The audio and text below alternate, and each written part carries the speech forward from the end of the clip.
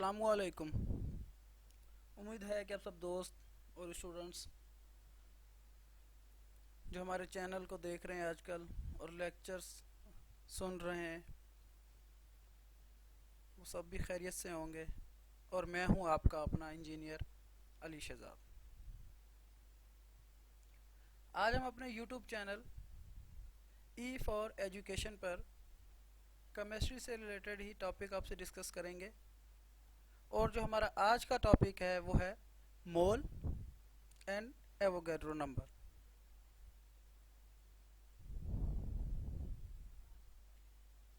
So let's start with the definition of mole. These two are very basic topics to understand.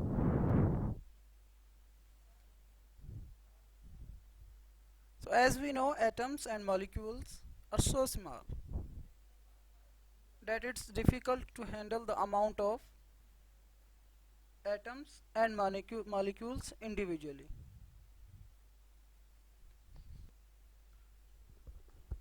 Amount of atoms and molecules individually. अब जैसा कि हमारे पास एक element है, let's suppose कि हमारे पास gold का एलिमेंट है। अब उसमें जो एटम्स होते हैं वो इतने तो ज़्यादा होते हैं कि हम उनको काउंट कर ही नहीं सकते। और अगर मॉलिक्यूल कंसीडर करें तो एक कंपाउंड वाटर, तो उसके अंदर मॉलिक्यूल्स इतने होते हैं कि हम उनको कैलकुलेट नहीं कर सकते। तो उनको कंट्रोल करने के लिए मोल इंट्रोड्यूस करवाया गया। So chemists decided to use a special unit to describe a very large number of atoms, molecules and ions.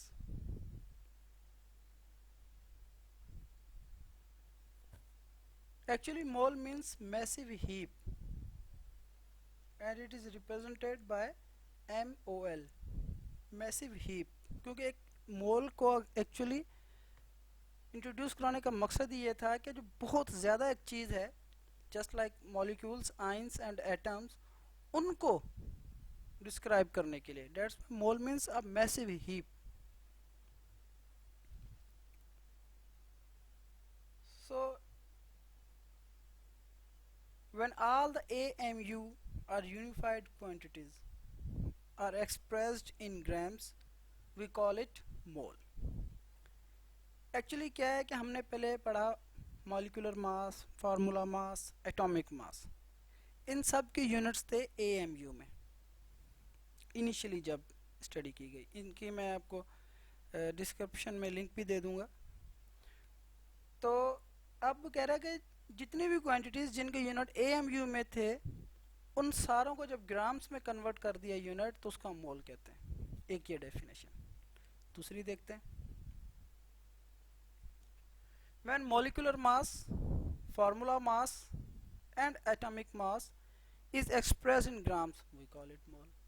तो मॉलिक्यूलर मास, फार्मूला मास और एटॉमिक मास, इन तीनों के यूनिट AMU में थे। तो कह रहे जब इन्हीं को हम, क्योंकि इनकी कैलकुलेशन में फ़र्क नहीं होता और ना ही मासेस में फ़र्क होता है, तो इन्हीं को जब हम ग्राम्स में काउंट करेंगे, कैलकुलेट करेंगे, तो हम उसको मोल कहेंगे। क्योंकि अभी हम सिंप्लीफिकेशन की तरफ जा रहे हैं, अब हम सिंप्लीफाई कर रहे हैं चीज़ों को। तो 12 gram of carbon is equal to 1 mole of carbon atom. अब ये ग्राम है, इसीलिए हमने कहा इसको कि ये एक मोल के बराबर है। मतलब कोई अगर आपको कहे कि एक मोल, तो उसका मतलब है कि उसमें 12 ग्राम कार्बन है।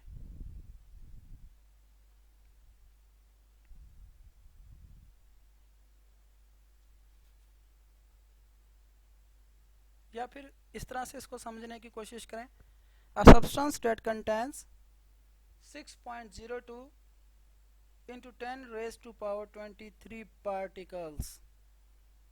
कोई एक एलिमेंट, कंपाउंड, मॉलिक्यूल, उसके अंदर जब इतनी तादाद में पार्टिकल्स होंगे तो अभी हम उसको मोल कहेंगे। और इस नंबर को हम एवोगैड्रो नंबर कहते हैं, जो अब मोल के एंड में आपसे डिस्कस करेंगे। क्यों ये नंबर क्यों दिया गया? ये नंबर देने का मकसद ये है कि आयंस को, एटम्स को और मॉलिक्यूल्स को कैलकुलेट करना तकरीबन नामुमकिन है, इस वजह से। और एक बुक में ये भी लिखा गया है कि 6.02 10 रेज़ टू पावर 23 ये इतना तो बड़ा नंबर है कि अगर इसको पूरी दुनिया के लोग लगातार गिनने के लिए बैठें तो 11 साल भी कम पड़ जाएं। तो इस वजह से एक ऐसा नंबर इंट्रोड्यूस करवा दिया कि उसमें जितनी भी तादाद में एटम्स होंगे वो इसी के होंगे, आयंस होंगे तो इसी में होंगे, मॉलिक्यूल्स होंगे तो वो इसी में होंगे, कंसिडर किए जाएंगे। तो किसी भी एटम्स में अगर इतने नंबर हैं तो उसको हम 1 मोल कहेंगे। एक एग्जांपल देखें। अब आपको पता है कि कॉमन चीज़ है, एक डजन में 12 पार्टिकल्स होते हैं। अब हमारे पास अगर एक दर्जन केले हैं तो हमें एक दर्जन उसने बोला तो हमें क्लियर हो गया कि इसमें 12 केले ही होंगे, क्योंकि डजन का मतलब 12। अब जब उसने मुझे कहा कि एक सब्सटेंस है वो 1 मोल है, जब उसने 1 मोल कह दिया तो इसका मतलब उसमें 6.02 into 10 raise to power 23 particles होंगे। और पार्टिकल्स का मतलब ये होता है या तो उसमें इतने एटम होंगे, या इतने आयंस होंगे, या इतने मॉलिक्यूल्स होंगे।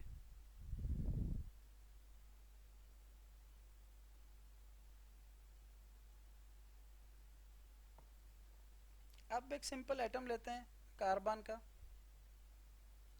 तो कार्बन मोल से पहले हम क्या कंसिडर करते थे उसको, AMU में। तो जब मोल कंसिडर करेंगे तो वही 12 कार्बन AMU बराबर हो जाएगा 12 ग्राम के, क्योंकि मोल का यूनिट ग्राम है। और हमें पता है कि और वो 12 ग्राम किसके बराबर हो जाएगा, 1 मोल के। फॉर एग्जांपल मैं यहाँ पर कार्बन कर देता हूँ 24 ग्राम्स, तो ये कितने के बराबर हो जाएगा, 2 मोल्स के। इस तरह से। इसी तरह से एक मॉलिक्यूल की एग्जांपल लें, H2O। हमें पता है कि इसका एटॉमिक मास जो है, या मॉलिक्यूल है तो उसका मॉलिक्यूलर मास जो है वो 18 है AMU। मगर जब इसको मोल में कंसिडर करेंगे तो 18 ग्राम हो जाएगा, और वो 18 ग्राम बराबर हो जाएगा 1 मोल के। और अगर हम इसको इधर डबल कर देंगे तो मोल भी डबल हो जाएगा। अब हम आयंस में लेते हैं, मीन्स फार्मूला मास। हमें पता है कि सोडियम जो हमारा है, सोडियम क्लोराइड सॉल्ट, उसका जो हमारा फार्मूला मास है वो है 58.5 AMU। और जब उसको मोल में कंसिडर करेंगे तो ग्राम में हो जाएगा, और ये इसका एक्चुअल है तो ये 1 मोल के बराबर। इसको डबल कर देंगे तो मोल भी डबल, हाफ कर देंगे तो उधर से भी सारा इस तरह से चेंजिंग होती रहेगी। तो ये एटम, मॉलिक्यूल और आयंस में भी आपको क्लियर हो गया।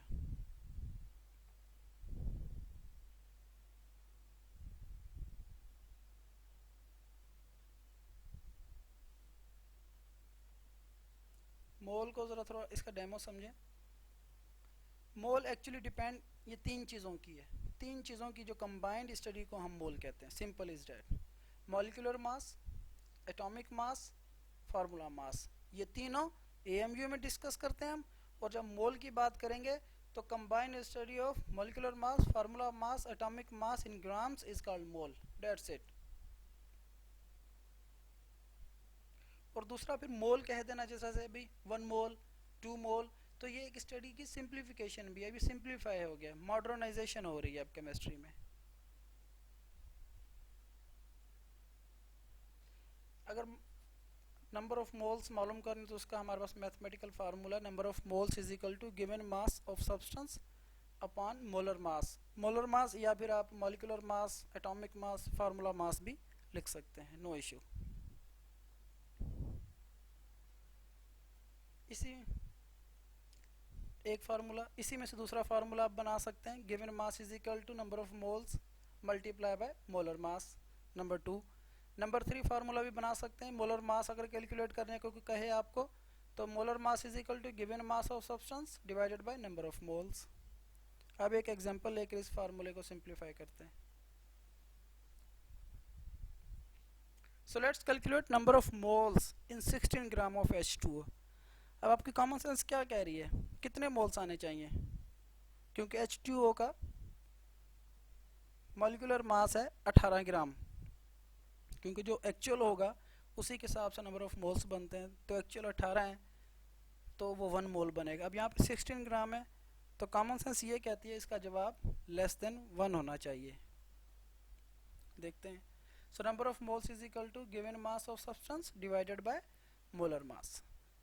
सो गिवन मास कितना है 16 और मोलर मास H2O का कितना बनेगा 2 हाइड्रोजन के और एटॉमिक मास ऑक्सीजन का 16 और 2 18। ग्राम ग्राम आपस में कट गए, 16 और 18 आपस में डिवाइड होंगे तो आंसर होगा 0.88 मोल्स लेस देन 1, क्योंकि एग्जैक्ट 1 मोल जो है वाटर का वो बराबर होता है 18 ग्राम के और यहाँ पे 16 ग्राम था तो 0.88 मोल्स इतने मोल होंगे अगर हम 16 ग्राम वाटर लेते हैं।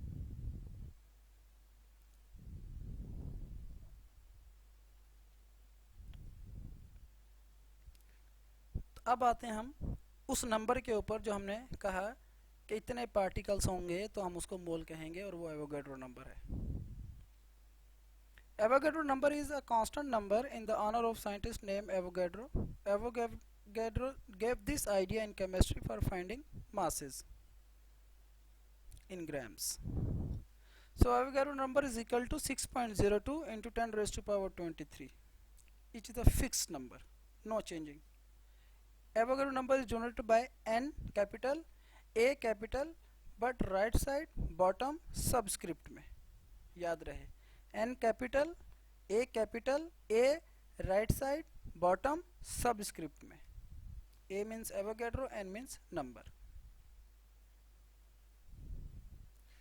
And its definition is obviously Avogadro number is purely the combination of 6.02 into 10 raised to power 23 particles. That's it, fixed number कि इसमें इतने पार्टिकल्स होंगे। पार्टिकल का मतलब क्या है atom, molecule, ions.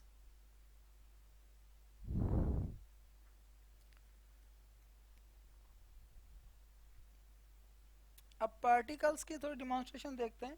Actually particle हम किसको कहते हैं, एटम्स को कहते हैं, मॉलिक्यूल्स को कहते हैं एंड आयंस को बोलते हैं। ये है एक्चुअली पार्टिकल। एग्जांपल देखते हैं। अब 1 मोल ऑफ कार्बन कितने के बराबर 12 ग्राम के।